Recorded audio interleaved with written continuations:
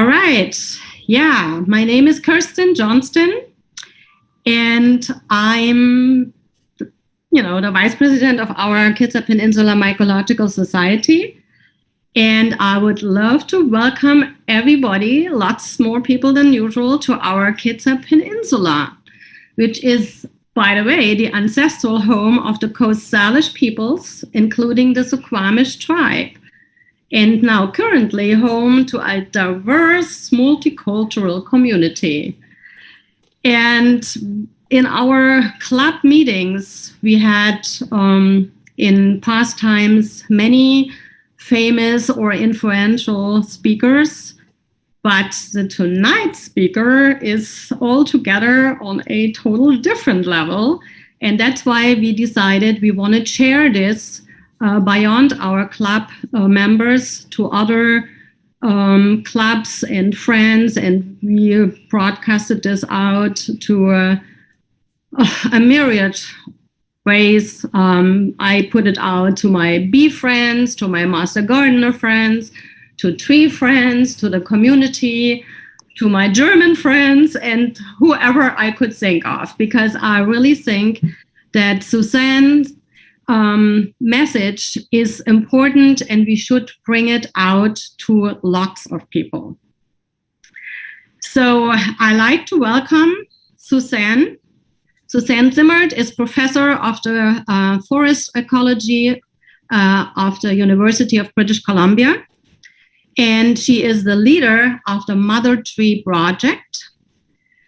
She is a pioneer in the field of plant community and intelligence. And her latest book, Finding the Mother Tree, came out in May this year.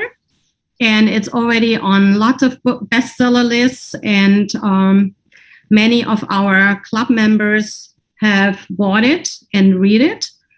And we, as a club, we donated 10 books to our local public library because we heard that they have a waiting list of like 50 people for the books they had.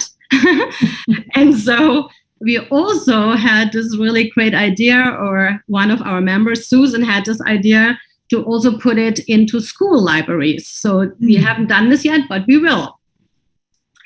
And so the plan for this evening, as John already said, we will hear first a 20-minute talk from Suzanne.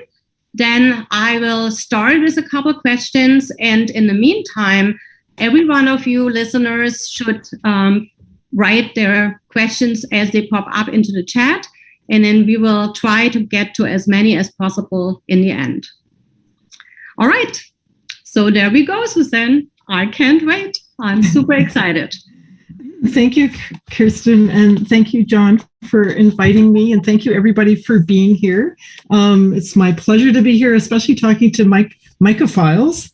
I don't get to do that very often, and so I just want to start by saying, just to follow on and acknowledge that I am on the unceded territory of 3 nations, the First Nations of Aboriginal people here in Canada, the Sinixt, which overlaps with the American border, and recently this nation has been reinstated as a bona fide nation in Canada. They were declared extinct, actually, about 50 years ago, and we've just recognized them again as a nation in Canada, and they actually live, right through the territory. I'm in the Kootenay region.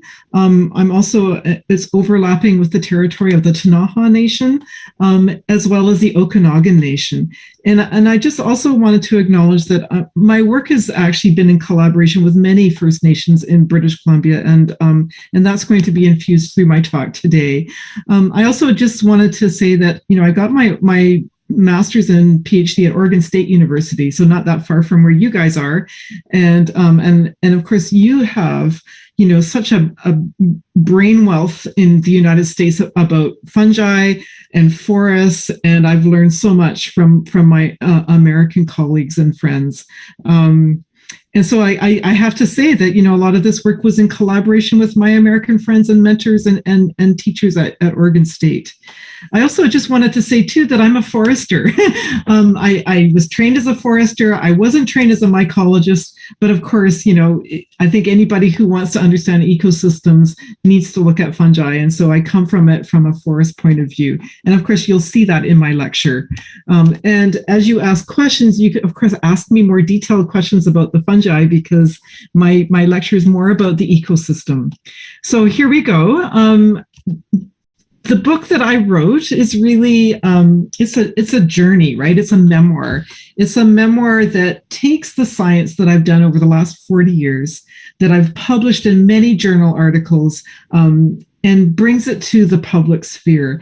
And I wanted to do this because I found that, people who are actually having big influences on forests where mushrooms grow, policymakers, practitioners really didn't know about it or didn't understand it or ignored this work. And I thought, we really need the public to understand this, to push our governments to make changes so that we protect our environments more carefully. And I've included here a spiral because this is a spiral of a journey of my own from when I was a child, where I grew up in forests, to where I am now, understanding the importance of connection of these relationships in forests for the whole global community and for our global biogeochemical cycles and society as a whole. So yes, Kirstin, I totally agree with you. This has got to be, I think, information brought to everybody's understanding. So I'm going to start with this map. You'll recognize this is British Columbia, just north of where you are. This is a map that actually shows the First Nations, the language groups of our First Nations in British Columbia. There's actually 200 nations that have been recognized, so this is just a simplified version of it.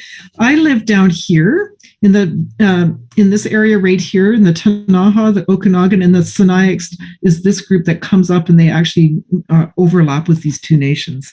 But my work includes work in the Shepamek, the Sekene, the Dakel, the Wet'suwet'en, the Sokotan, all the way with the Coast Salish, the Nuu-chah-nulth, the Kwakwaka'wakw, the Haltsik, the Tsimshian, the Haida nations. I work with all of these nations.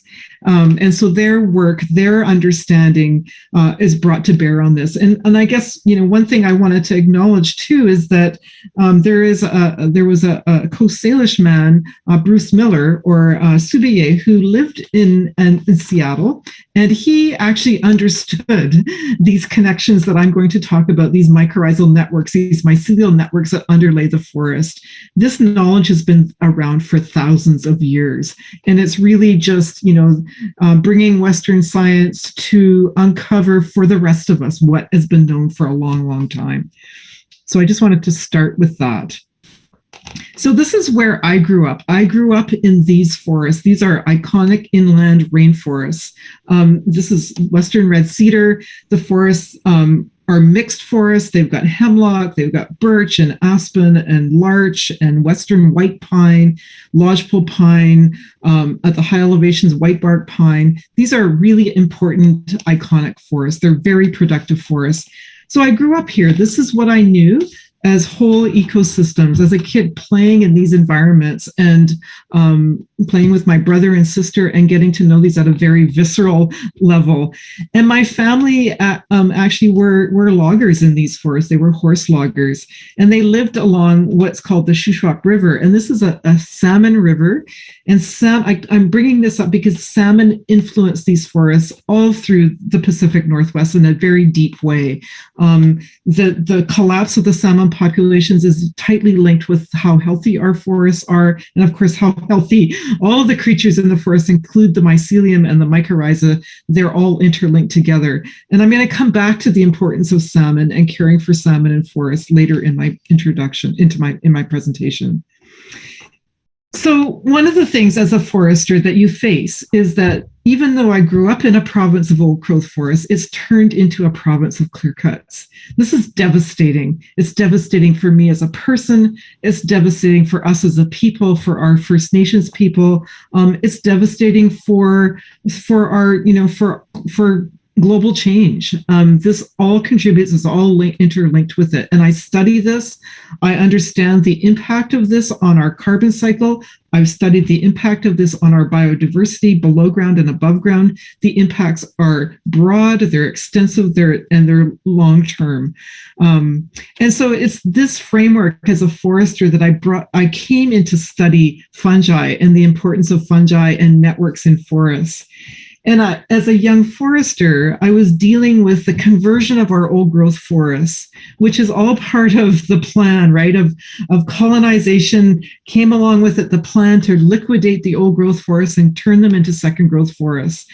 So these are planted forests that are cultivated. They're planted with, often they're monocultures, and they get weeded out of diversity, really, the broadleaf trees, the trees and plants that are considered competitors with these trees.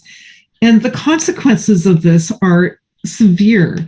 I think that we didn't understand when we started doing this back in the 60s and 70s and 80s what the consequences would be. We didn't understand all the unexpected effects, but some of them are this. So, this is a plantation of lodgepole pine in the subboreal forest to the north of where I live. This has happened in many places where we convert these diverse forests into simple plantations. They get infested with beetles. They get infested with all kinds of insects. They get infested with pathogens. They're not very healthy. And I've studied this across British Columbia. We found that, plantations that we thought were okay, 5 years after they're declared okay, we go back and we find that there are 50 damaging agents in these forests that have reduced density down by 50%. These are not healthy forests to be in. They're not healthy forests for the future. And so I wanted to understand, what were we doing? Like, we're basically dissecting our diverse forests and turning them into monocultures. And essentially what we're simplifying is not just the forest. We're simplifying the whole ecosystem below ground. And so when I went back to do my PhD, after learning about, forest practices, how we're simplifying forests, and I studied that, and I figured out that, these pine plantations weren't doing well. Why is it? What is it that we're doing wrong? And so I turned to the below ground community. I was heavily influenced by David Perry at Oregon State University and that whole team, Randy Molina, Jim Trappy, who were doing work on mycorrhizal fungi. And I wanted to go back. I thought that after my master's, I thought this is where we needed to look, was below ground. And so, these are the mycorrhizal fungi. They're one of 4 groups of fungi. You guys all know this. There's pathogens, there's saprotrophs, there's mycorrhizas, and then there's the endophytes. And I focused on the mycorrhizal fungi, the ones that I call the helper fungi, the ones that all of our trees are in an obligate relationship with in order to carry out the life cycle of trees and carry out the life cycle of the fungi. And I learned in the early 1980s about the amazing work that David Reed had done in the UK, where he had grown pine seedlings together in root boxes in the laboratory and inoculated them with a psilithus, it was a Pisolithus, and found that they could be connected together. And then he radioactively labeled one of these seedlings over here, and he traced that radioactivity right through this network, right into its neighboring seedling. And he also went so far as to shade these seedlings. He had the idea that this carbon was moving down source sink gradients, like phloem that goes from leaves to roots. They follow this source of carbohydrates down to sinks where those carbohydrates are used and metabolized. He had the idea that these networks served like phloem and xylem in a tree, and that carbon would move down these source sink gradients. So he went so far as to shade these little neighboring seedlings to different degrees, and he found that the more he shaded these seedlings, the more carbon actually moved over into this neighboring tree. That was amazing. That was incredible. He published that in Nature. And that was in 1983. I started doing my PhD in 1992, 9 years later. And really the work had kind of not gone that far. It was still in the lab. It was still stuck in the UK in these, in root boxes, or people were looking at them in grasslands and heathlands, but mostly not in big old forests like we're looking at in the Pacific Northwest, in Western North America. And so I wanted to see whether or not these networks existed in our forests, and if we were actually dismantling them through our very simple forest practices. And just to give you, this is just a picture that shows these mycelium that can actually link trees together. And now we know that these serve like pipelines, that the mycelium does have a complex structure, almost like xylem and phloem, where you can get this two-way movement going back and forth between one root and another, where carbon and nitrogen as amino acids and carbohydrates can actually move around the outside of a mycelium and through the core of the mycelium in two different directions, and that carbon and nitrogen and other compounds like phosphorus and water and anything dissolved in water can move back and forth between these roots. And so I set out to try to see this, to understand this in real forests, in our forests. I started my work in the interior dry belt forests of British Columbia.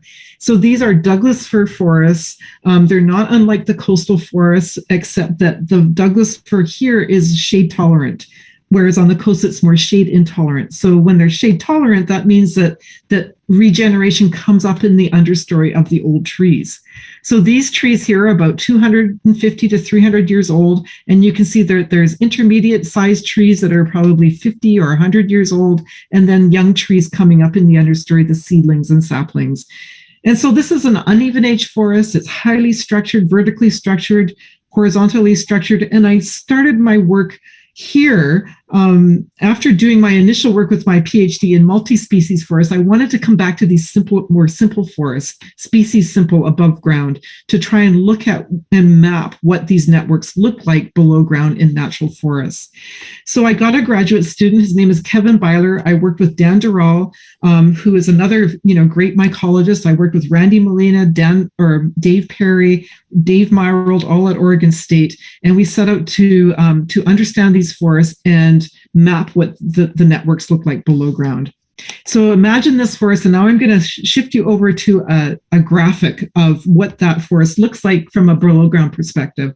So imagine you're looking down on the forest, and each one of these circles represents a tree. And so the bigger and darker the circle is, the bigger and older the tree. So imagine this is a 300-year-old Douglas fir tree.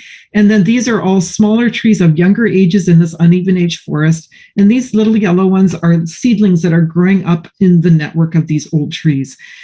And so just imagine then these old trees, of course, they've got cones, they shed seed, the seed falls to the forest floor, those seedlings germinate, they establish, and they actually link into these networks. So these black lines represent actually the fungi that are linking trees together. So you can see this tree here is, and keeping in mind, so I'm sorry if I'm a little bit jumping around, but keeping in mind that we looked at in this forest where we knew that there were about 100 species of fungi per hectare, mycorrhizal fungi, we looked at two sister species of Rhizopogon vesiculosus and Rhizopogon vinicolor. And so this network that I'm showing you just represents those two sister species of Rhizopogon within that community of larger, of many different fungal species that also co-occurred. So if we had been able to map all of the species of fungi, this map would have looked much different. It would have looked more dense, more full. All the interstitial spaces would have been filled with mycelium. So let's look at the characteristics of this network. We analyzed it using graph theory, and we found all kinds of characteristics that are common to complex systems, to systems level thinking or any kind of system. So one of the things we noticed is that these big old trees are hubs in the network. They're the most highly connected. And this is a common feature of systems, whether it's a transportation system, a watershed system, a river system, a communication system. They all have these characteristics where there are complex systems have hubs in them. So they're the most highly connected. And this particular tree here is actually linked to 80% of the other trees in this forest. And these smaller trees, the seedlings, are less connected, but they are connected in the network of these older trees. And so, as I said, they germinate. Within 3 months, we found in our studies, they get colonized by the mycorrhizal fungi. They become part of this network. Other features of the network are that this is a resilient network. So, you see this tree here is linked to this tree here with multiple linkages, right? It's not just one fungus, one mycelium. It's many, many linkages. And this is what this multiple nodes of connection mean, that the system is very resilient. If a columbella comes in and eats off this fungus, or let's say it dies back and then regenerates, the network is still intact because there are many, many points of linkage. We started experimenting with these networks to see what they do. And around these old trees, we started by planting seedlings or seeds around them to see what they did. And what we found was that when seedlings can establish and join in the network of the old trees, that their survival goes up by between 25% and 4 times. And so it's a significant increase in survival.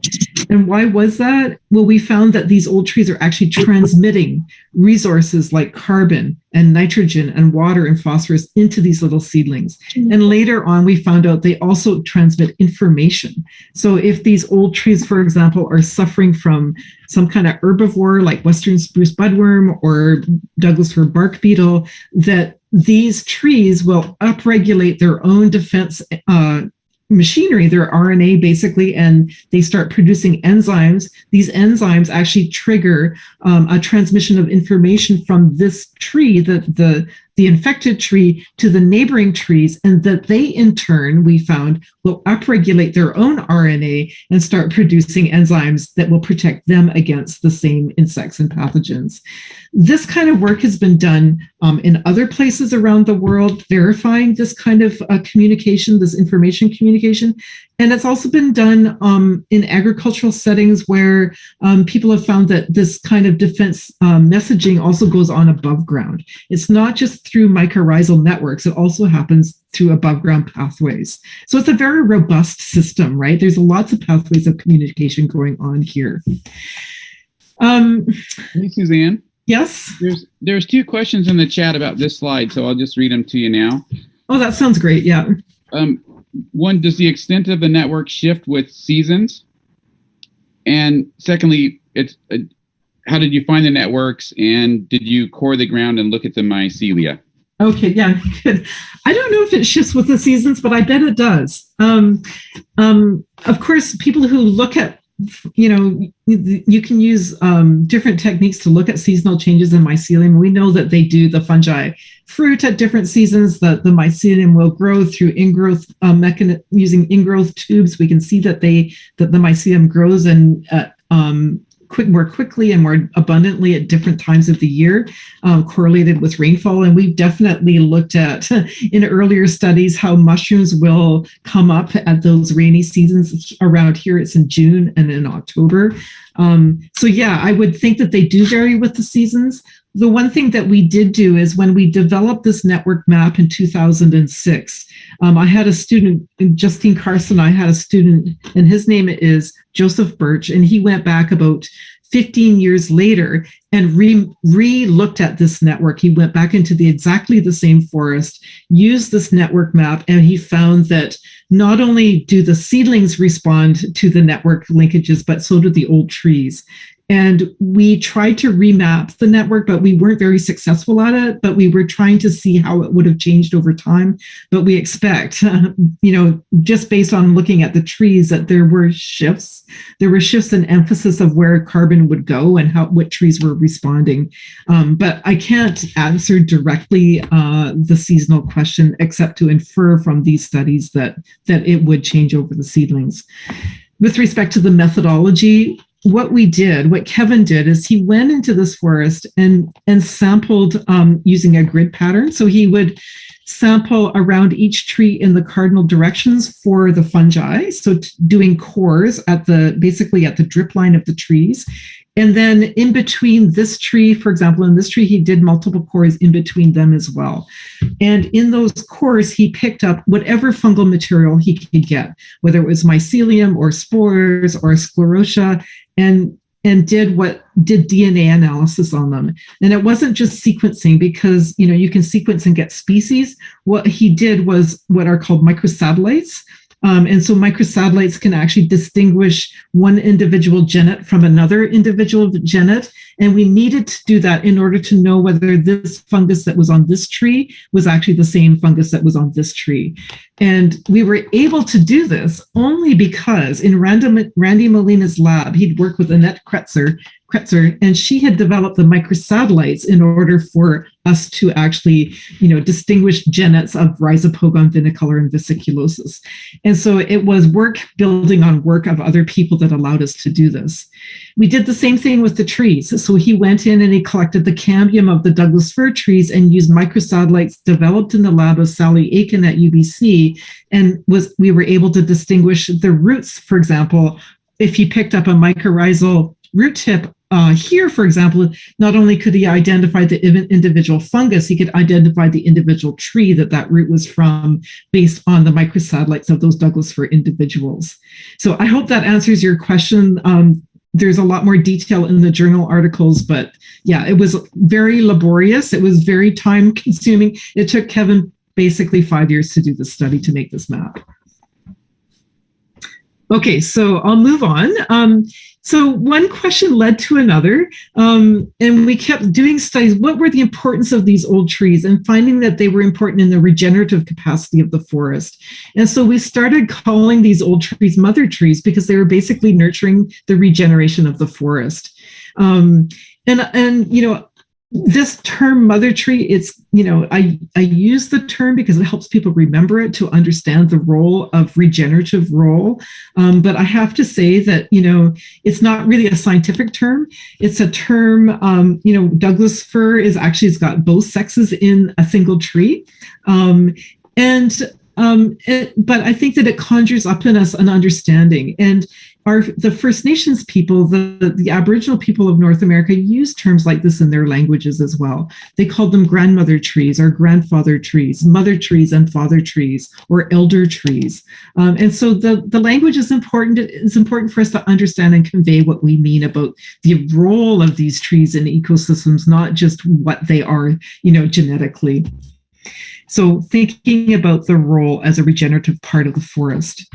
The next question we asked, which I thought was a really logical question, was if these trees can actually facilitate the regeneration of the forest, can they recognize which ones are their own seedlings? Which ones of these regenerating trees come from these individual trees? Which ones are their own seeds? And this built on work that's being done with smaller plants, herbaceous plants, by others in other parts of the world. And I teamed up with one of those scientists. Her name is Dr. Susan Dudley. She's at McMaster University, and she started working on kin recognition in plants, about 20 years ago. And she worked with sea rocket plants, which are a clonal plant. And we got together and we said, well, I wonder, if all these trees are mycorrhizal, if they form networks, and we know that kin recognition, based on her work with her graduate students, happens through communication through roots. They knew that it was a root communication ability of these trees that allowed them to recognize their relatives. Could this be happening through mycorrhizal networks? And so we did a bunch of experiments, and she and I have had 3 graduate students working together and a postdoc who have dissected this. And we figured out with her that, yes, these trees can actually recognize which ones are their relatives. And the way we know this is because we've used carbon tracing, and we know that they send more carbon to relatives than to strangers.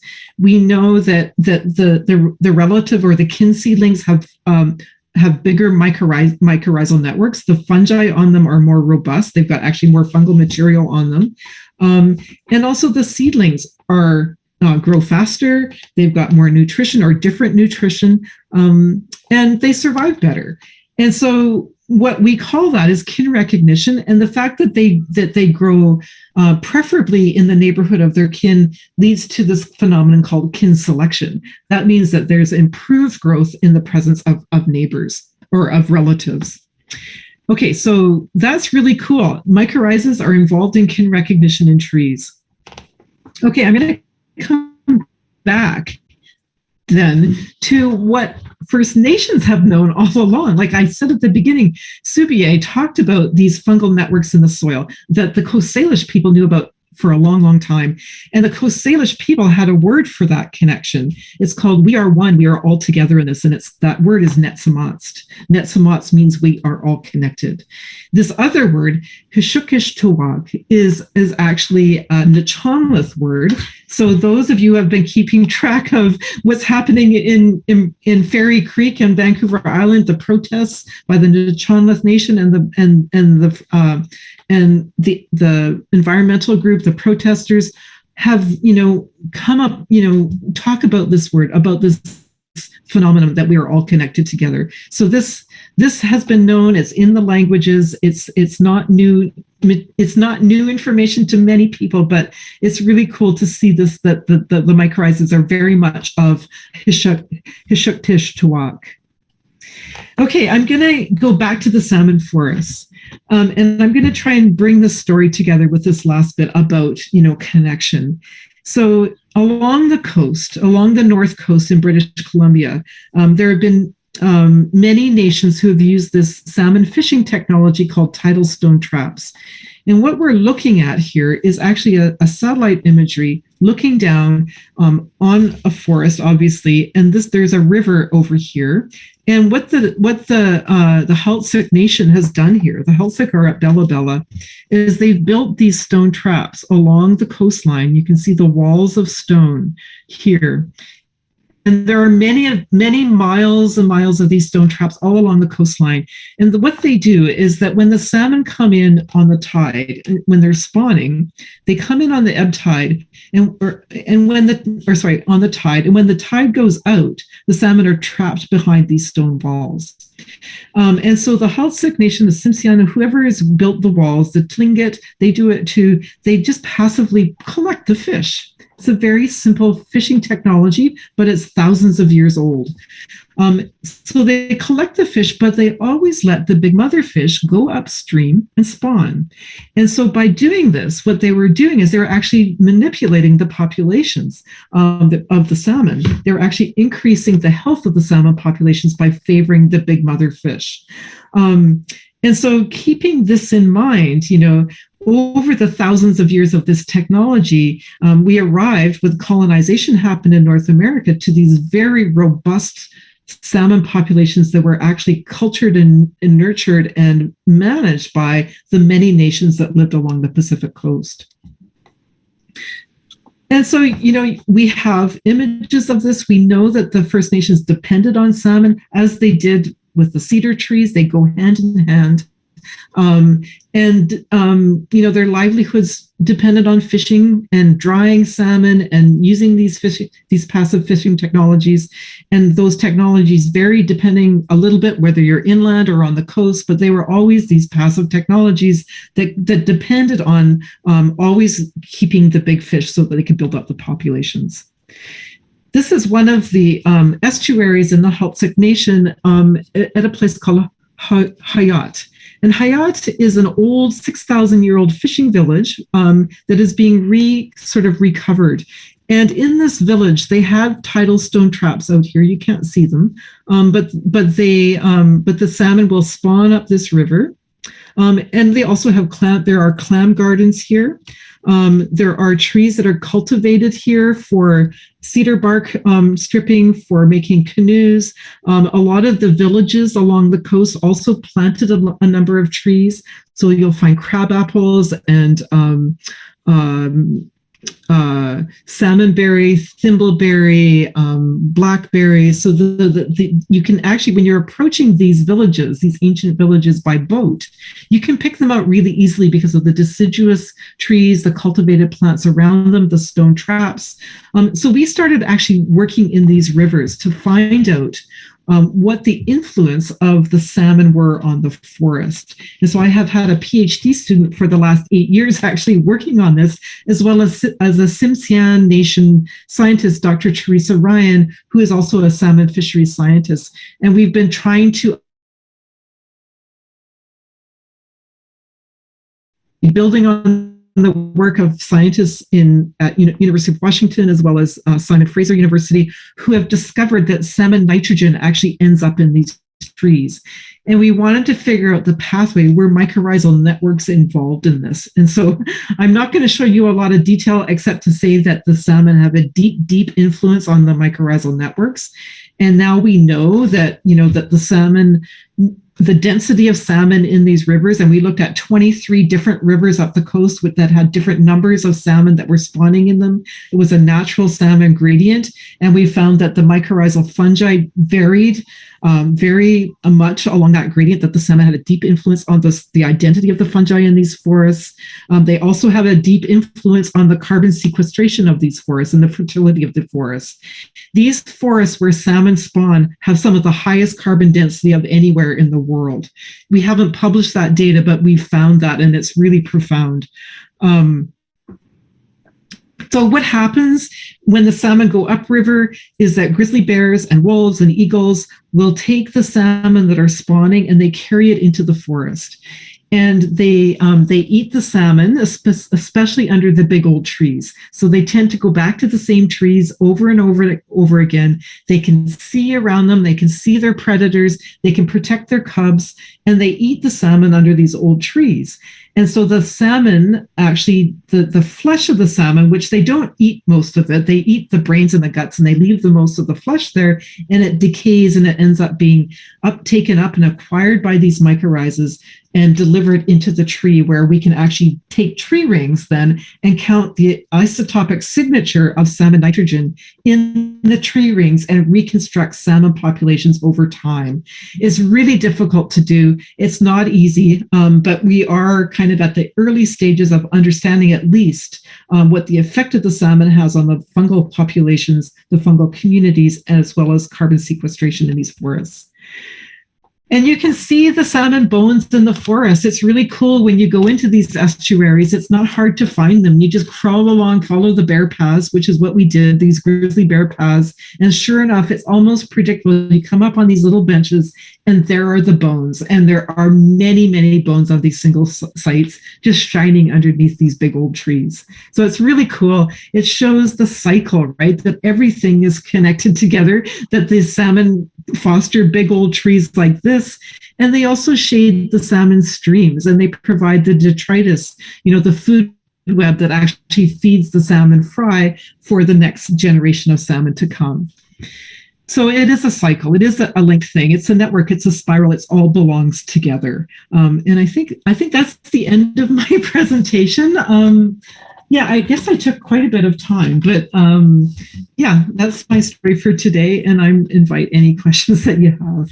It's super awesome, Suzanne. It's super awesome. And yeah, you answered lots of questions which I would have asked you, but I see that there are lots of very interesting questions in our chat room.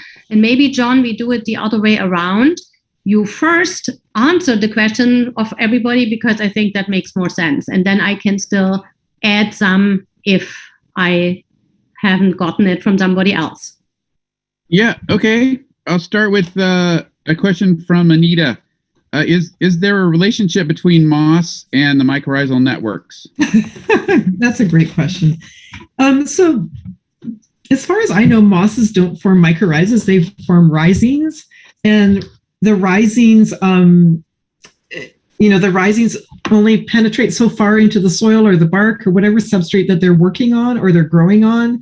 As far as I know, they don't form a mycorrhiza per se. But I haven't studied this recently. I had a graduate student, or actually working with an undergraduate student up at the Toolik Lake research camp way up in the Arctic, and we were trying to figure out whether or not the mosses were influenced by mycorrhizas, and we never actually ended up finishing that study. So I'm sorry that I can't answer it definitively, but as far as I know, they don't actually join into the network. But that doesn't mean they aren't part of the same system, right? The mosses, of course, will be linked in some other way. They moderate the temperature of the soil and the forest floor where the fungi grow, and of course they would add carbon and nitrogen. Some of them have nitrogen fixing bacteria associated with them, and that will also be important to the fertility of the forest and the tree growth, and therefore the mycorrhizal fungi that that form these connections. So I don't know about the direct link, but I know that, indirectly they are all linked. They are all in this, interacting with each other. Okay. Next question. Does the novel, The Overstory, represent the science of your work accurately and fairly?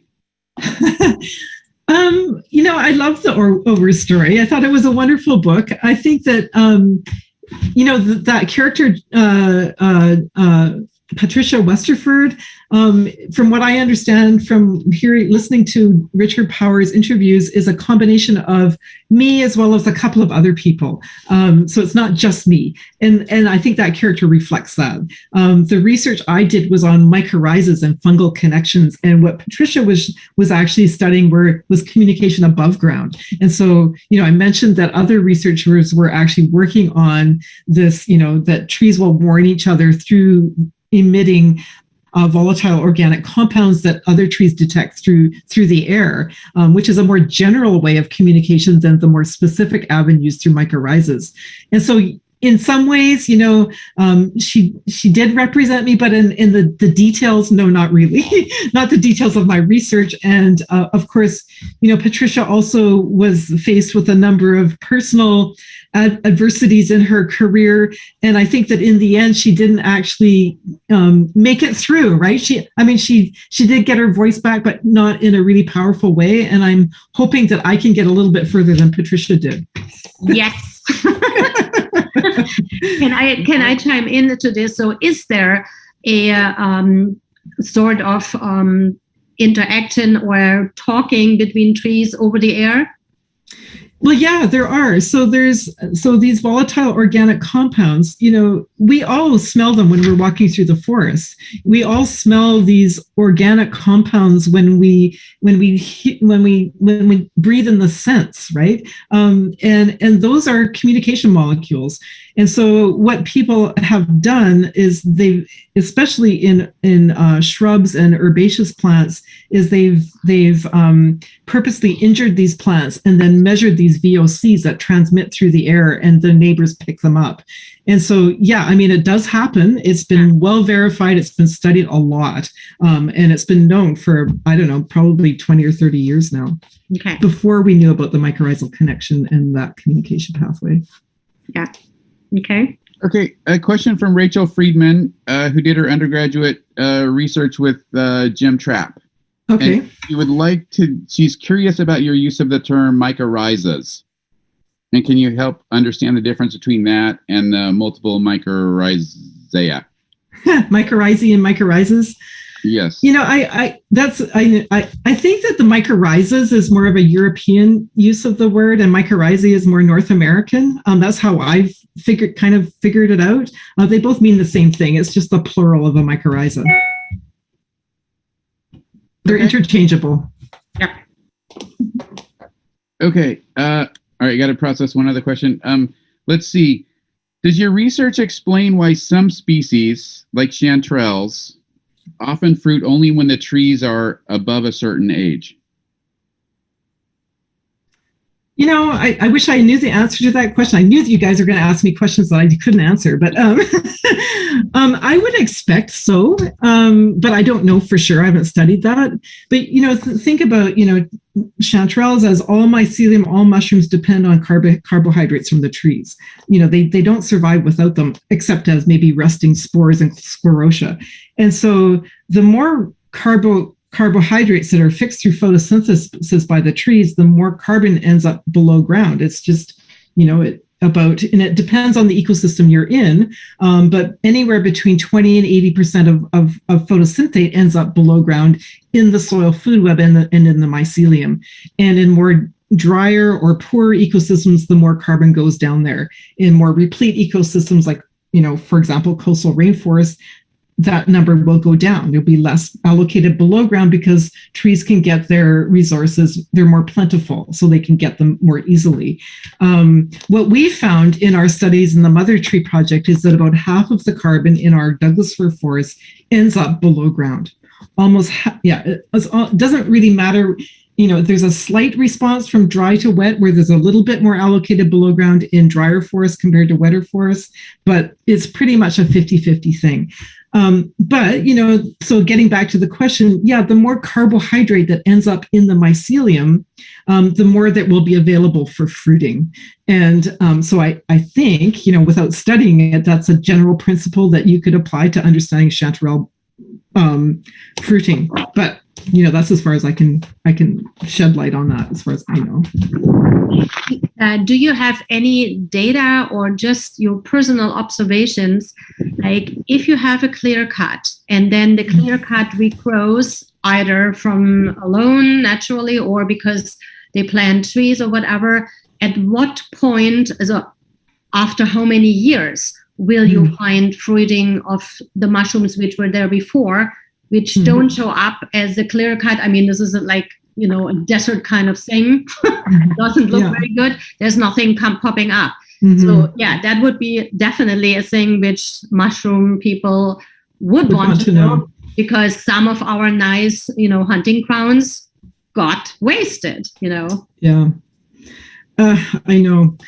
So we did a chronosequence in the mixed Douglas fir birch forest in the interior BC, and we got data on this. So we actually only followed from a clear cut to 100-year-old forest, but we got clear cut 5, 20, 50, 100-year-old forests and a few in between, well replicated study. And we found that and we looked at the DNA of the mycorrhizal fungi below ground. We also looked at the mushrooms. Looking at the below ground mycelium and the root tips gave us a clearer picture, because it's hard to follow mushrooms, but because they vary so much from year to year, as you all know. But what we found is that in the first few years, the first 5 to 10 years after clear cutting, you go from a forest that has about 100 species per hectare of fungal species, mycorrhizal fungi in general, on average, to about 4 or 5. And those 4 or 5 are, don't require a lot of carbon. They're things like Thelephora and Wilcoxina, Pizzales. They're really, really simple fungi. And then, and low carbon demanding fungi. And then over time, the fungal community starts to recover, and Rhizopogon starts to come on maybe at 10 years. But the full suite, the diversity of that community doesn't really recover until the forest is at least 50 years old. And so that's when I would say you start to see a fuller community of the fruiting bodies, and then it just grows from there. It kind of starts to level off. And so by a century, you're almost fully recovered from what we can tell. And then, as the forest gets older and older, of course, there are more fungi, more rare fungi are added onto that diversity list, that richness list. And so, even 100-year-old forest is not going to fully represent what was there naturally in an old growth forest. But so just to summarize, about 50 years is when we start to see a fuller recovery, almost a full recovery of the community. Yeah. And that is super sad for me, because I won't be alive then anymore. Yeah, I know. And, of course, you see some things like morels come up following fire. And, it's funny, I've got 2 daughters, and they've become both in forestry. And one of my daughters was working up north of Prince George, and there were huge fires when she was up there, and large clear cuts. And they've clear cut like so much, but instead of forestry now, it's basically mushroom pickers that are up there. And there are huge camps of mushroom pickers. It's unregulated for the most part, and they're picking morels, and they're selling, like, it's a huge market. And in fire years, that community is massive. And so, there's a lot of mushrooms after clear cutting, but they're mostly morels. Yeah, which is in some ways also nice. But if everything just looks like a desert, that doesn't, make any sense. It's not good for anything. So, no. Yeah. And even if you love morels, I do think that most of us would agree that cannot be the goal, that we just burn everything down to get more else. Yeah, no, definitely. And that definitely was never the goal. It was just like they didn't care at all about mushrooms. It's just that it's, they popped up. And so then the whole community of this sort of underground community of unregulated, but I don't know. Yeah, people that are trying to make money from the land. Yeah, well, taking the opportunity because it's there. And it tastes really good. But since we talked about fires, since you mentioned forest fires, what's your take on them? I mean, we have more and more coming because of the climate change and whatever. Do you think we have to change, or the forest industry has to change something? Well, what would you recommend? What should be done? Yeah, it's a complex problem. It's a wicked problem. We've had a huge fire year up here this year in British Columbia. In my little town of Nelson, in July and August, I was surrounded by 5 huge fires. I mean, we couldn't even breathe for like a month. People were migrating from the interior to the coast just to breathe. And this is going to, last year wasn't so bad, but the year before and the year before that, it was again a disaster. We had like millions of hectares burning. This is the future. The future is now. It's here. There's so much we can do to mitigate this. So, for one, one of the things that we've found, or people are talking about this year that we've noticed, and I've been talking about this for a long time, as of other people, but, how we how we clear cut and then replace old forests with Douglas fir, lodgepole pine, spruce, simplified monocultures, and then weed out the broadleaf trees. We're actually increasing the flammability of the landscape. So not just, the individual clear cuts are highly flammable, but the pattern of clear cuts, that there's one after the other, means that the fire, once it starts, it just rages through the landscape. And then without big old trees there, which have thick bark and deeper root systems, which actually are resistant to fire, at least in the interior part of the province, when they're there, they help the forest recover. Obviously, they provide seed, but the roots actually will bring water up from down below and share it through the mycorrhizal network with the other plants and trees and keep the forest moist. And of course, transpiration also keeps the forest moist. There's so many things that do that. And the fires that are burning through these clear cuts are actually drying out the landscape. So what can we do? We can leave big old trees, even when we harvest, like do partial cutting and leave old trees. They'll host the mycorrhizal fungi, and they'll also, help the landscape resist fire. So there's resilience and resistance built into leaving old trees, and then not planting them to monocultures of flammable trees, like having mixes of broadleaves and conifers of all these species also will really help. And of course, on top of that, we need to reduce our rate of cutting so that we don't have a sea of land of clear cuts out there. We need to address our fossil fuel consumption so that we can decarbonize our energy sector. We need to address this heating of our atmosphere so we don't have fires that are being created by other fires. So essentially, it's become so hot and dry that when we get a fire, it creates lightning itself, which spawns even more fires, which sounds like a disaster, and it is, but we do have tools, right? We do know that if we leave old trees and don't create these vulnerable clear cuts, plantations, that we can mitigate the spread of fire. There are things we can do. Right. There's lots more questions from the audience. Yeah. I'll move on to the next one. This is from Pete Allen, and it's a question that I had prepared also. But essentially, it comes down to, we can see trees all the time. We can rarely see mushrooms. More, I guess, if you're looking for them, but they're not so obvious. And so, as we look at this relationship, like, who's in charge? Is it the trees that are kind of telling the mushrooms what to do? Or are the mushrooms telling the trees what to do? Or is it truly a symbiotic network? Or does anybody know? What do you think? Oh, it's definitely the mushrooms that are in charge. Yeah, we're mushroom nerds here. That's well, I would say they're both involved. All of them are involved. There isn't anybody in charge. It's a complex system. It's about the relationships between all of them. As a forester, I studied how trees regulate transmission of carbon back and forth through mycorrhizas.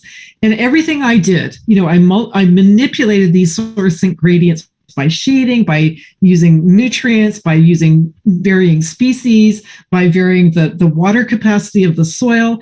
Everything mattered, right? It all influenced what went where. So definitely what the status of the trees is important, whether they're big or small or rich or poor, that all matters. So does the mycorrhizal networks. The identity of fungi in those networks also matters. Whether it's, full of Wilcoxina or full of Rhizopogon, that matters. And so who's in charge? Well, they're all working together. It's about their relationships. And, we have to, try to stop ourselves from trying to think simply about the system and say it's one or the other. We need all of these things together. Nice. Okay. And of course, the mycorrhizal people study the mycorrhizal. I mean, if you look at one thing, you'll find it. And, the challenge is look at all these things together, right? That's really hard to do. That's where the next studies need to go. Yes. Who is, what's the title for somebody who's doing that? Because the foresters aren't necessarily doing it and the mushroom people aren't doing it. Who's doing it? Like the ecologists? Well, I'm a forester. I'm a forest ecologist. I guess the ecologists, they're the ones that look at relationships between different species. So yeah, it's on them, but really it was really the mycophiles who started this. It wasn't the tree people who started looking at this. It's you guys that spawned the questions, right? And then the rest of us are trying to understand the ecosystem, say, these mycophiles, these mycorrhizae people, they know something about the below ground world. Maybe I should look there. And so then we start looking at the relationship between our trees and your fungi, and we find out that they're both important. So, I think it's people getting together and doing the work together is really important to this collaboration. And I have to say that, as I started out in government and now I'm an academic. Academia is not the place to do collaborative work, unfortunately. Academia needs to be completely restructured so that it honors and fosters collaborative work. It doesn't do that. So it's really up to us as individuals to seek out those collaborations and try to do them. Work with scientists and naturalists and government people and academic people, everybody together, as much as we can. Okay, lots more questions, but I'm going to ask this, even though nobody brought it up, even though I know that I want to know. Do you still play goalie and drink beer? I'm thinking about my beer right now. Okay. So, what would you hope that your work would inspire in a group of amateur mycologists like KPMS with 200 plus membership families to do going forward? I think education is huge. So talk to your friends, spread the word, get the education material out there, get people out in the forest to look at these creatures, right? Because once you get people out there, they fall in love with it right away. You probably all know this already. Get people so they're hooked into looking for mushrooms. So that's number one. The second thing, and maybe this is most important, is that we need to protect our forests. Like without forests, we don't have any fungi, we don't have mushrooms, and our forests are disappearing really, really rapidly. I mean, I think that in the US, you've made some progress by, in some ways by, there's new forestry that Jerry Franklin started, and that started with, the Pacific Northwest Forest Plan, which protected some forest. Up in Canada, we're still clear cutting as though, our lives depend on it, when our lives actually depend on saving these forests. And we have a lot to learn. And so I think that a lot of energy has got to be going into protecting the forests, saving the old growth that we have, as much as we can. Like it's dire, it's essential. So I spend a lot of time actually supporting people who are out protesting against logging. I support, I'm more and more, as we see our forests disappearing so rapidly, this is this is where we need to put our energy. And without the trees, we don't have the fungi. Yeah. Excellent. Another question from Bob Johnston. You mentioned the salmon influence on the forest, and can you talk a little bit about how does the forest influence the estuary and the ocean, and what are the connections between the forest and the sea? I mean, okay, yeah. So that of course, they're linked. The ocean forest interface is a very active place. Lots of people live there because there's a lot of activity. There's a lot of food. There's a lot of species there. All ecozones have those kind of features. Salmon are the vector that go between the forest and the ocean. And so, if the salmon are being overfished in the ocean, that means there's less salmon going into the forest and less salmon that is fertilizing the forest, the mycorrhizas, the networks. Fewer bears are able to survive, fewer eagles, fewer wolves. So it trickles all the way up the food chain and all the way down the food chain. And when the forests are less fertile because there's fewer salmon, that means that the rivers are also less fertile. And especially, if we're clear cutting these forests as well, which we're doing as fast as we possibly can, then the food web of the streams is disrupted, because the food web of the streams is driven by the litter fall that's coming from those trees and from the roots and the euphoric zone, and where water moves back and forth from the tree to the stream in these underground channels. And so, if the trees are not there or they're less productive, that translates automatically into the fertility of the streams, which affects the ability of the salmon to spawn and the fry to grow and then go back out to the ocean. So overfishing, over harvesting, those things interact, and we've seen the decline in the salmon populations, actually the crashing of the sockeye salmon populations, and this is going to affect the forest. And I'm going to actually, because I don't know a lot of detail about it, but what we are doing, I mean, this is an interesting study. My research associate, Teresa Ryan, who is a Simpson woman, who's a salmon fisheries scientist, what we're doing to try and get a handle on this question is when colonization happened in North America, in Canada, what happened was that the Confederation is that the government basically tried to destroy the Indians. They put the children in residential schools, and they also, we started logging our forests and we started fishing the oceans. And basically, the Department of Fisheries and Oceans in Canada took the resource, the salmon resource, away from the First Nations. They basically plowed in those tidal stone traps and said, you can't use them anymore. We're taking over the fishery from here. And that happened in the early 1900s. And so then they said, okay, we're going to manage the fishery. Well, we know what happened from there. The salmon populations crashed. We overfished the salmon. We didn't fish on the tidal cycles. We didn't passively fish. We harvested everything. And so now what we're doing, Teresa and I, is we're going back to these old tidal stone traps and we're reconstructing some of them. And we're doing them in some of these really rich salmon rivers, and we're going to track how that, and we're going to, in reinstating and revitalizing these stone traps and using the old fishing technologies, we're going to trace, using nitrogen tracers, how that's affecting the nitrogen productivity of those estuaries, and we're going to be tracing how that affects the productivity and the nitrogen capacity of those forests. And so we're trying to answer that question. It's not easy. Doing any kind of work with Aboriginal people means that there's all kinds of there's all kinds of history to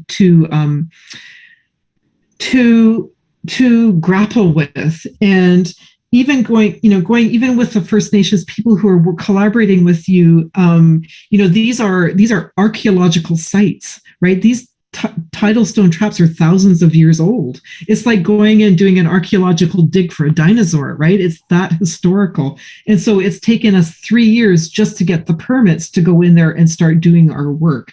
So yeah, it's painful work, it's difficult work, it's laborious work, it's going to take a long time. But we have our hypothesis, which I just laid out for you. We think that these things are intimately interlinked, and we're going to try and verify that with our measurements.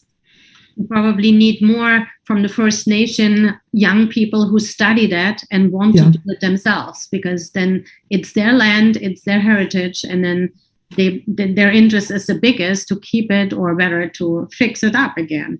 It's exactly. And, we're going to be working with the Haltzik youth with these 3 stone traps. They're going to be rebuilding the stone traps.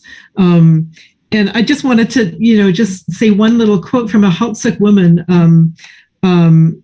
Jess Husty, and she's a mother, and she lives in Bella Bella. She's a scientist as well, and she's been trained as a Western scientist as well as she's an Aboriginal scientist, and she talks about how Western science is the little sister of Aboriginal science, and really we have a lot of learning working with them to learn about these systems, to learn about this worldview, to change our own worldview so that we can revitalize our own world and move into a more productive society.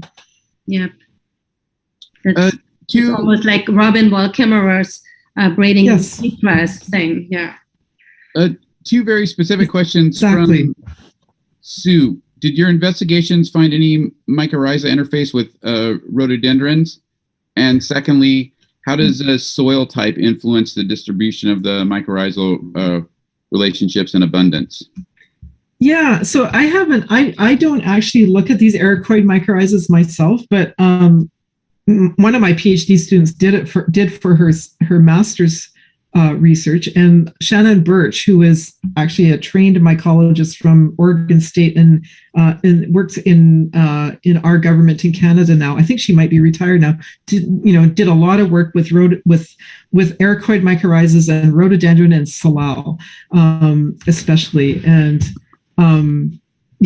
so what specifically was the question? Sorry, I don't know a lot about them. I mean, I know that these are very specialized mycorrhizal fungi. They're only certain species, a low number of species. They're not just mycorrhizas. They also can decompose organic material so that these plants can uptake organic nutrients.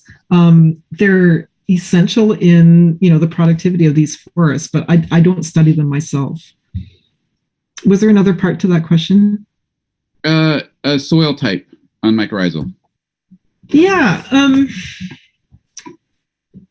So I would say that soil type, what does that mean, right? In Canada, we have all these soil orders. They're genetic soil orders. I know that you have soils that are developed in the same way. We have glaciated soils. Most of the American soils are not glaciated. So that makes a difference whether they're glaciated or not. Glaciated soils tend to be poorer soils. They're younger soils. They're less weathered. And so the mycorrhizas that form on those soil types, I think are they're good at extracting nutrients from difficult situations, from poor soils. And also as you move north, we get into more boreal forests, and the mycorrhizas and the plant community changes.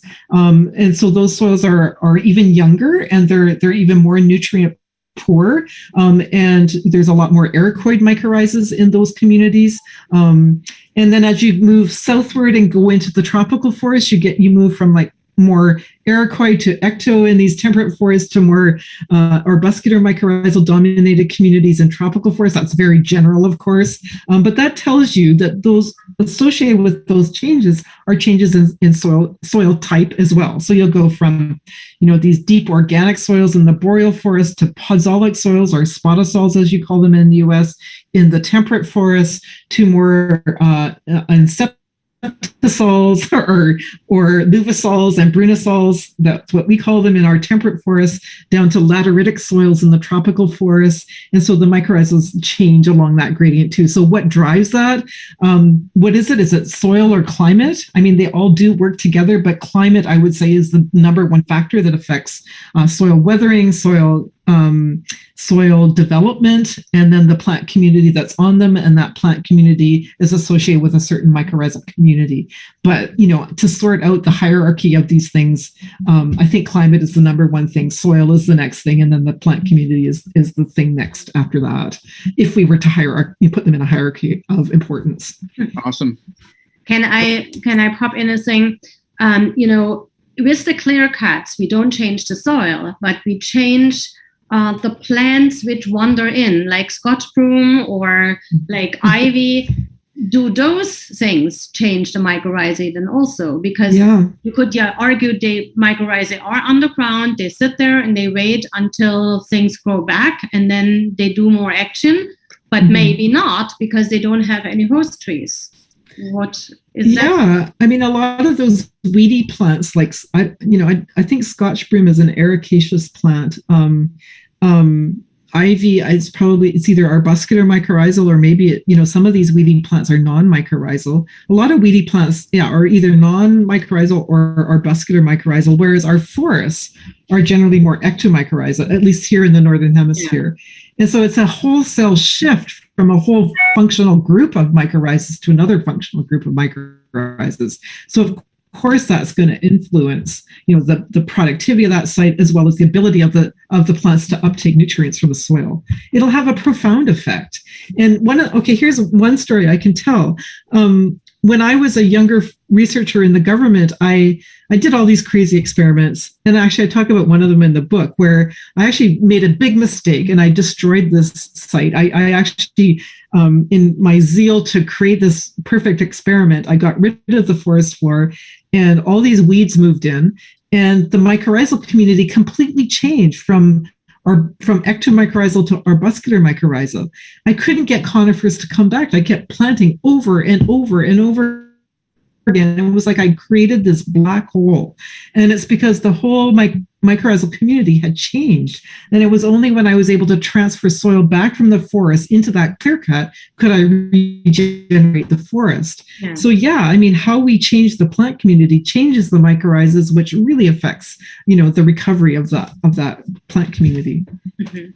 Yeah. Another question from John Blindauer. How does forest thinning affect the health of the remaining trees in the short term? And how does the removal of the large mother trees versus thinning out the overcrowded smaller trees affect the eventual rebound of the same forest? Yeah, I think, these big old trees, they have the big crowns, they're highly photosynthetic, they support, a kind of a more diverse community of mycorrhizal fungi, of more, the older the tree, the more of these kind of old growth or multi-stage fungi you get on them, versus younger, smaller trees that don't have that photosynthetic capacity, can't support the same diverse community as the old trees. And so, really, and these younger trees that sort of in Douglas fir forests, especially where we do a lot of fire suppression, we get a lot of these young trees growing up under the understory of the old trees, and they kind of sap these old trees of their vitality. They compete for water. They take up space. I think that if we're going to be restoring these communities, it's to keep the old trees and, get rid of the understory through prescribed burning, and that will revitalize the forest and it will help the mycorrhizal community become more diverse. So, it's not going to be the same prescription everywhere, but I think in general, and looking at our forests up in Canada and these dry belt forests where this has happened with fire suppression, this is what we need to do. We really need to restore prescribed burning as the Aboriginal people did a long time ago to bring back the resistance, the resilience of these forests and increase the diversity of the below ground community. Great. Let's see. Going down. Okay. This is from Aaron. Good question. Humans always get a bad rap. Are there any obvious positive roles that humans play amongst the forest networks? Totally. I think that the Aboriginal example of the salmon is a great one, where they have this reciprocal relationship between the salmon, the forest, and their own communities. right? And we as human beings, we can cultivate really robust communities. We're geniuses at this. We also get led astray, and where it can be exploitive. But if we can get back to more this productive role, we can have a hugely positive influence. And one of the things that we really need to do as climate is changing is that, the velocity of climate change is so much faster than trees can adapt or migrate, that it's going to be our job to help trees move. We're going to have to be planting genotypes, in different climates in order for these trees to stay healthy and alive, and to keep the forest vital, and to ability to keep sequestering and storing carbon. If we don't do that, we're hooped. We have to do that, and we can do that. We've studied it. There are good scientists out there who understand that. But when we move these trees, we need to move them into receptive communities.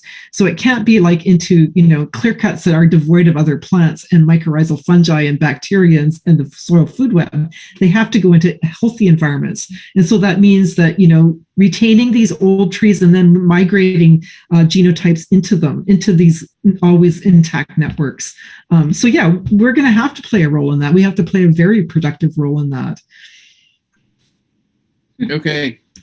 Some of the invasive and non-native species are allelopathic for plants. Is there something similar that's true for fungi? That fungi can be allelopathic, you mean, for other fungi? Or well, let me take this a little bit. So one of the things, a lot of noxious weeds can be allelopathic. So that means that they can produce chemicals that prohibit or inhibit other plants from establishing around them. There's even native trees and plants that do that. There's the famous example of the black walnut, which produces a compound called juglans, which inhibits other plants from growing in the understory of black walnut trees. But there's one story I'm thinking of, and that's with knapweed, where knapweed is a very noxious weed. It's very invasive. It can even invade into intact grasslands and intact forests, even when there's no disturbance there. And one of the ways that, and this was scientists actually in Montana that looked at this, that they do this is that they have arbuscular mycorrhizal networks. And these arbuscular mycorrhizal networks actually tap into the arbuscular networks of the native grasslands. And the knapweed will steal the phosphorus right out of those grasses. And it kills the grasses and allows them to invade into those intact communities. And so in a sense, the fungi are working in concert with the knapweed to invade and be, and it's kind of is it allelopathic? Is it poisonous? Well, certainly a knapweed community looks pretty poisonous to me. There's not much that can grow around them. So I think that there are examples of that, but I'm not an expert in this area at all. So yeah.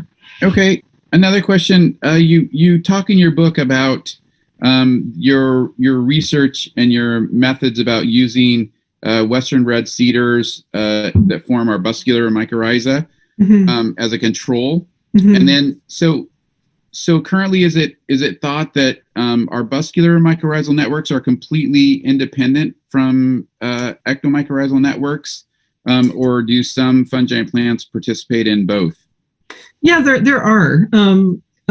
So there's some tree species and shrub species that form both arbuscular and ectomycorrhizas. So willows, for example, in the Populus genus, eucalyptus is another one. So there's not very many, but there are some. And also we know that this was done in Dave Perry's lab, where you grow, for example, Douglas fir in a grassland full of arbuscular mycorrhizas, that Douglas fir can form what are putative arbuscular mycorrhizas when that's absent of other ectomycorrhizal inoculum. And so the neighborhood of the tree matters, and the community that is trying to grow in matters. They can actually form these kind of weird mycorrhizal associations, what they don't normally do. In the ericoid ectomycorrhizal association, there are fungi that can form an ericoid mycorrhiza on an ericaceae plant and an ectomycorrhizal on an ectomycorrhizal tree and actually join them together. So that's kind of weird, but cool. So those are just a few stories where they can be quite flexible, and it depends on the environment that they're in the plant community. Context matters. That's amazing. Kirstin, what else you got? I see so many other questions. You really want me to do it? No, I'm just trying to copy all those down. So if you can, if I can switch one in, okay. Well, I was reading in your book mainly about, or what kind of popped out for me was this one thing. You mentioned Darwin and his works, and that he is kind of always only interpreted as a, survival of the fittest and just competition. Mm-hmm. And you put out this completely different looking at this, that he is also talking about working together in collaboration. Mm-hmm. Almost reciprocity. And so how do you think we can change our thinking from this? Because this is like in not only the forest industry, this is also like in agriculture, pretty much everywhere we humans work. We mm-hmm. think it has to be all competition, but it should be more mm-hmm. collaboration. So how do you think we change this? Because we need to change it in order to survive, I guess. Yeah. Competition, collaboration, they happen all at once, all at the same time, right? So you can have, two trees side by side that are collaborating and competing together. Yeah. So it's simultaneous, it's complex.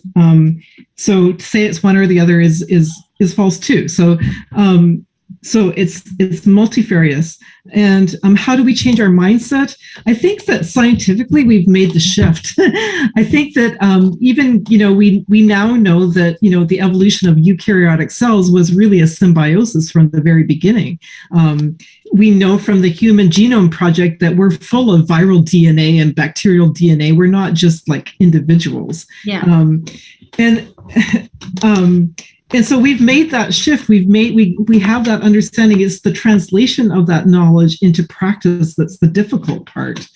So we've got this huge, as you say, infrastructure in forestry and agriculture, aquaculture as well, where we've designed all these practices on this basis that we need to get rid of competitors or to simplify these systems. And so we really need, it needs to be like, I guess we need to be advocate, or we need to really educate people and advocate for these changes, because it's killing us to be so simple. We need to become more sophisticated in what we do, and what we're fighting against is this built-up infrastructure around this idea of competition, right? The herbicide companies, the genetic companies, the fertilizer companies, it's a huge, big business, and they're going to be resistant to change.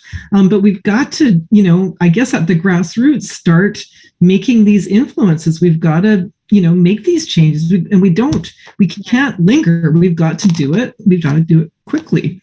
Maybe even change the laws, because mm-hmm. we cannot sue on behalf of a tree. We can sue on behalf of a ship. Yes. Yeah. We cannot sue on behalf of a river, of a forest who is taken away. Like the First Nations, can they sue us, the incoming people? We mess it up. So there is no possibility. It's not easy. Yeah. It's not easy, but our health is being impacted by these kind of backward policies, like the fires, for example.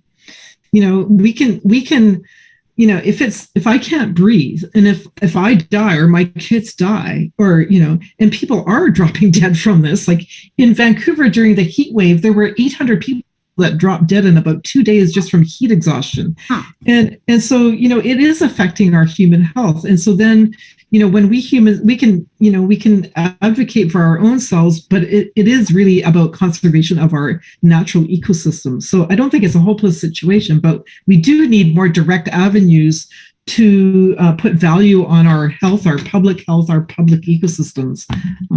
Yeah. The laws do need to change. And I think that I'm actually working with some lawyers right now in trying to sue the government of Canada, of British Columbia, because, they're going to cut down Fairy Creek. And Fairy Creek is like our last iconic old growth forest left on Vancouver Island. And it's a huge storehouse for carbon and biodiversity. And what that lawsuit is trying to do is change the law so that you can actually sue on the behalf of the public health, not just on the individual actions of the police, for example, or the forest company. Yeah, that's awesome. That's cool. So maybe we should go up there and climb in trees and live there so that they can cut it down. That's what people are doing. Honestly, tomorrow there's going to be a huge protest of elders, people that are, in their retiring years, and they're going to march up that Fairy Creek Road to stand with the young protesters. It is all of us, and people are putting their lives on the line. Like there was an elder woman, I'm just going to give this example, who drove her car to Fairy Creek yesterday to stand with the young protesters, these 20 and 30-year-old kids. And she was pulled out of her car by the police. And then the forest company drove their skidder over top of the car and crushed it. Wow. I mean, it's like the Taliban, for Pete's sakes, right? Like, what are we doing? It's crazy. And we need to change these. We need to change this. People are trying to stand up for the health of their kids, for themselves, for their families, and the governments are not, and the industries are not responding, and they need to respond. And people are going to dramatic ends to make them respond. And I think it's going to change, but it's going to take a lot of pain. But we have to keep pushing. A lot of people doing. Yeah. Yeah. Huh. That's cool. Okay. All right, John. One more question from Drew Haven. Do you have any advice for aspiring science communicators? I'm reading your book right now, and I'm so interested in the process of integrating the research and results into a narrative that is broadly accessible. Yeah, like I wrote in my book, I never really thought of myself as a communicator, but, over time, as I've gained more knowledge and confidence, I've become something like that. And it really is just, take your heart and put it out there and stand up for what you believe in it. And if you do that, people will listen to you. You don't need special skills. You just need to practice doing it. And that's all I did. But if you're more, if you can get some training and become more outgoing, if you're introverted like I am, make yourself do it and practice it over and over again, then you can start to have an influence, and not just using one mode of communication, but many modes of communication.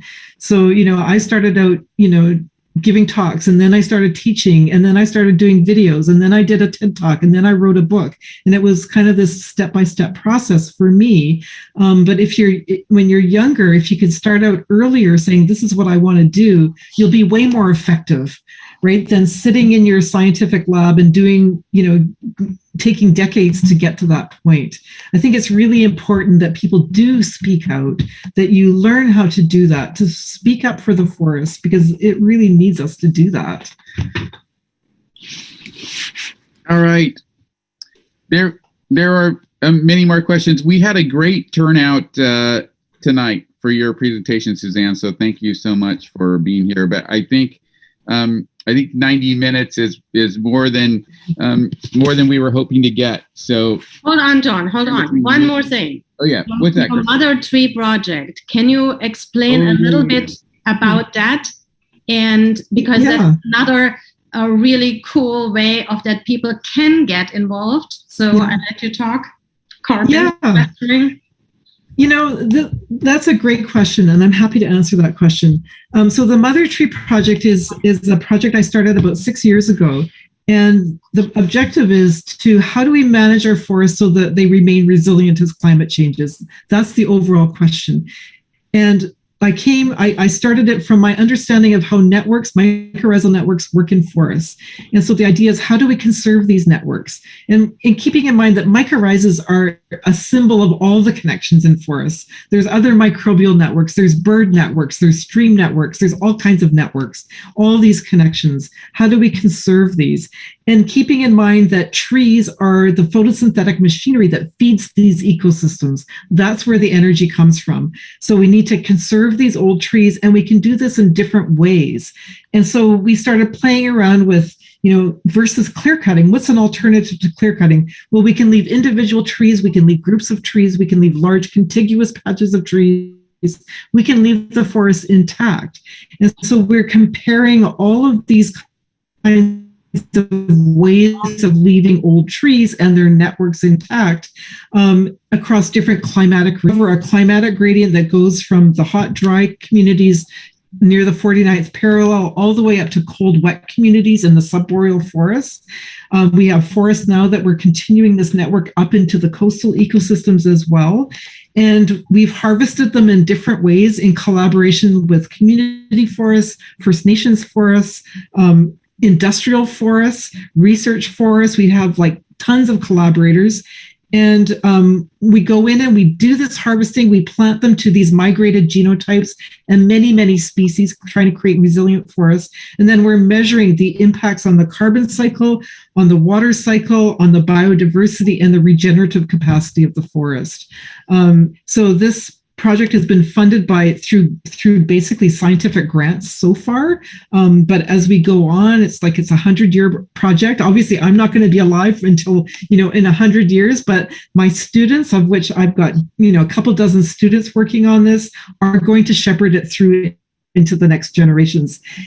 And it's really important to do this work to demonstrate, not just to study and understand, but to demonstrate to people that there are alternative ways to do things. There are other approaches, and they work. We found that when we leave these old trees, we store carbon better. When we have a diverse community, there's way more sequestration. We have more biodiversity in the moss layer and more biodiversity in the lichen layer in the canopies. We have more small and large mammals using these forests, different communities. And so, we're demonstrating that this works, and the work is ongoing. We're always applying for money. It's really draining, but we're also getting funding from some foundations now as the word is getting out, because people are seeing it as a really positive way that they can use, they can apply this in their own forest. And it doesn't have to be a temperate forest in BC. It can be a temperate forest in the US, or it can be even a boreal forest or a tropical forest. These principles still apply. How can you get involved? Well, you can contact me and get involved, or you can also just donate funding to the project. And there is a website called mothertreeproject.org, and there's a donation button there, or you can donate to UBC. I would be just as happy if you donated to the Fairy Creek protesters or any kind of conservation movement that saves forests. But definitely ours is very much about regenerative forestry and alternatives to clear cutting to change our pathway, to show people that there are better ways to do things. So that's it in a nutshell. Yeah. And that's awesome. And I'm really glad that we had you here this evening and that lots more people heard about your awesome work and maybe get a hang of it and will donate something, or just read the book and spread your word so that, especially the young people have to know that, have to learn that there is collaboration possible if you want to, you know. And it gives them hope too. And it gives them agency when they actually belong to, something that works. It creates so much momentum to do this kind of work. Yeah. Yeah. I mean, I can only hope that it opens the eyes of many people. I mean, we had even members which questioned, the idea of a book about trees. What does this have to do with a mushroom club? And so I really hope if they listened that this opened up their eyes and got rid a little bit of this tree blindness, which we all more or less have, and get a new understanding, because we didn't grow up like First Nation people, which I often wish we could, but we are not. So we have to work on it. Mhm. Anyway, I totally loved it. Thank you so much. Well, thank you. Thank you very much. And thank you for all these wonderful questions. I'm sure you all have more questions. And, I'd love to talk to any of you. So, you can shoot me an email if you still have a question unanswered. But All thank right. you all. Thank you so much, Suzanne. Thank you. Take care, everybody. Okay. You have a good night. Yeah. You too. Bye-bye. Bye. Okay, so just to wrap up, we'll cover all the info and questions about 4As and show in a email newsletter coming up. Thank you. It looked like we had a lot of folks here tonight who are either new members or just signing up for the first time or coming from as part of another club. So hopefully you'll check out our website at kitsapmushrooms.org and join us again in the future. So thanks everybody for all your great questions, and check your inboxes. Yep. Okay. Thank you and good night. Great job, Kirstin. Awesome. Good job. Good job, John. Thank you, John. Thank you, Kirstin. We all appreciate it. All right. Good Yeah. night. Awesome.